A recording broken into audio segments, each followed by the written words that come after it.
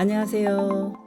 어드미션 마스터즈의 경험이 있는 탑 명문대 입학심사위원들과 함께 미국 대학 입시 궁금증을 풀어가는 교육 컬럼니스트 진아킴입니다. 구독과 좋아요, 알림 설정은 영상 제작에 큰 힘이 됩니다. 오늘은 지난 8월 21일 칼리지 엑스포에서 사회를 보면서 세미나를 하셨던 제니 윌리의 세미나의 지상 중계를 요약을 해서 보내드리려고 합니다. 지난 10여 년간의 컨설팅을 통해서 드림 스쿨 진학을 위해서는 다음과 같은 몇 가지의 전략들이 필요하다는 것을 새삼 깨닫게 되었습니다. 특히 명문대들의 포괄적 입학 사정 방식에서 이것은 매우 중요하다고 볼 수 있습니다. 이것을 소개를 한다면 우선 지원서에 어떻게 자신의 모습을 투영할 것인지, 에세이에서 무엇을 얘기할 것인지, 또 고등학교 생활을 통해서 어떤 과외 활동에 전념을 해야 하는지가 있습니다. 또 누가 추천서를 작성해주고 또 어떤 이야기를 다룰 것인지, 인터뷰를 통해서는 무엇을 보여주고 어떤 전공을 선택할 것인지 등도 빼놓을 수 없는 중요한 사항들이라고 하겠습니다. 그렇다면 주요 대학들의 입학 사정 방식은 어떻게 진행이 될까? 아마 이것은 대학에 지원하는 학생이나 학부모들의 가장 큰 관심사항 중에 하나라고 볼 수 있습니다. 그 과정은 이렇습니다.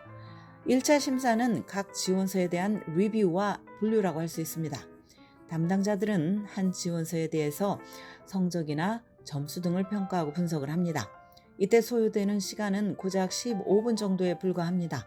그리고 각 학교마다 실력이 다를 수 있기 때문에 각 대학이 가지고 있는 학력평가 표준 지수를 통해서 학업 능력에 대한 공정한 평가를 할 수 있도록 만듭니다. 2차 심사는 1차 담당자가 제시한 판단 등을 재평가하고 1차 때 다루지 못한 부분들을 살핍니다.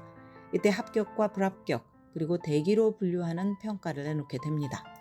그런데 1, 2차에서 최종 평가를 내리지 못한 지원자들이 발생하게 되는데 이런 경우 입학사무처 관계자들이 모이는 입학사정위원회에서 다시 평가해서 결과를 도출해냅니다.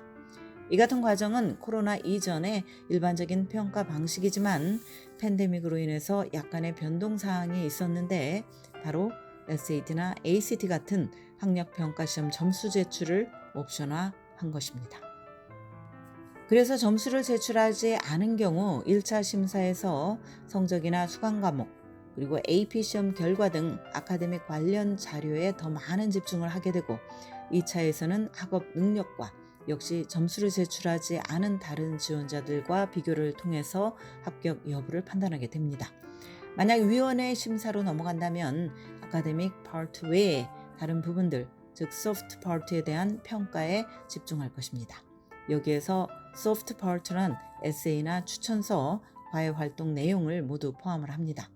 그런데 점수를 제출했을 경우에는 1차 심사에서 고등학교에서의 수강 과목과 AP 수강 과목들을 살피고 제출된 점수를 표준 지수에 반영을 하게 됩니다. 2차에서는 점수를 제출하지 않은 경우와 비슷하지만 점수를 제출한 학생들과 비교를 한다는 것이 차이가 있습니다.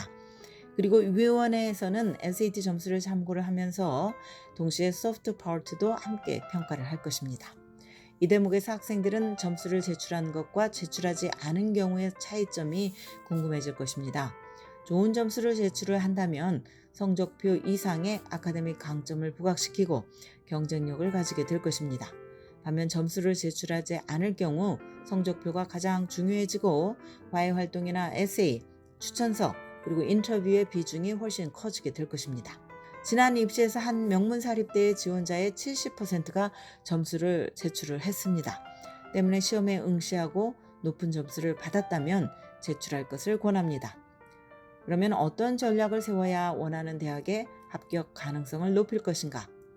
이에 대한 전략을 크게 정의를 한다면 전략 1은 드림스쿨에 맞는 과목 수강과 활동을 선택하는 것이고 전략 2는 올바른 에세이 주제를 골라야 하며 전략 3는 지원서에서 자신의 모습, 즉 장점과 강점을 잘 드러나게 할 수 있어야 합니다. 보다 구체적으로 설명을 한다면 전략 1에서 고등학교 수강 과목들이 자신의 희망 전공에 맞는 탄탄함을 갖춰야 하고 4년 동안 향상되는 모습을 보여야 합니다. 예를 들어서 AP 과목 수강 수가 매 학년마다 증가하는 것 등입니다.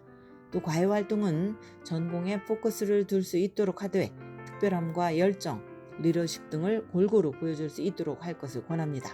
그리고 10학년 때까지는 자신에게 맞는 전공을 찾을 수 있도록 노력을 하면서 이와 관련한 여름방학 플랜을 활용을 하고 관련 과목 수준을 높여서 수강하는 것입니다. 전략 2의 에세이 부분에서는 지원서에 이미 소개된 내용이 반복이 아니라 자신의 이야기를 들려줄 수 있도록 하되 성장하는 모습과 배움의 열정을 담을 수 있어야 하고 또 다른 지원자들의 차별화를 줄 수 있는 주제를 잡아야 합니다. 전략 3는 공통원서 작성 시 자신을 제대로 보여줄 수 있는 요소들이 있는데 과외 활동, 추가 정보, 입학의 의지, 에세이, 추천서라고 할 수 있습니다. 즉 이와 관련된 것들을 다룰 때 신중하게 준비를 하고 작성을 해야 그만큼 눈에 띄는 지원자가 될 수 있습니다. 마지막으로 팬데믹과 관련해서 가장 공통된 질문 몇 가지에 대한 답을 소개하면 다음과 같습니다.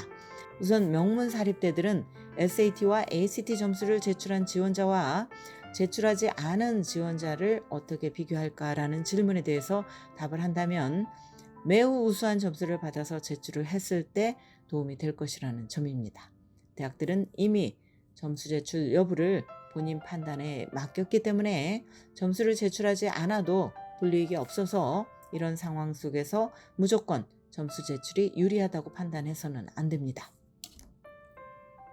다음으로 공통원서 에세이와 각 대학의 추가 에세이 중 어느 게 중요할까라는 질문의 답은 개인적으로는 공통원서 에세이가 조금 더 중요하다고 판단을 하지만 전체적으로는 두 에세이 모두 중요하기 때문에 최선을 다할 것을 권합니다. 세 번째로 코비드 때문에 과외 활동을 제대로 못했는데 무엇을 해야 할까라는 질문이 있습니다. 이런 경우에는 공통원서에 새로 생긴 코비드 섹션을 통해서 상황을 설명할 수 있지만 정말 명문대 진학을 준비를 한다면 이것은 아주 좋지 않은 선택입니다. 명문대들은 이 같은 상황 속에서도 스스로 자신의 열정이나 목표를 가지고 해결을 하고 도전하는 모습을 찾고자 하기 때문에 이 같은 환경을 이유로 내세우는 것은 옳지 않습니다. 이상과 같이 팬데믹 속 입시 준비에 대한 이야기를 나누어 보았습니다. 무슨 일이든지 일찍 준비하는 것이 중요합니다.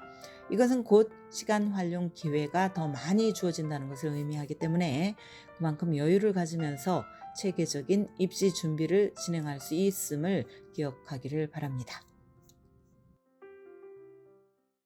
지금까지 교육 전문 컨설팅 그룹 어드미션 메서스 진학김이었습니다.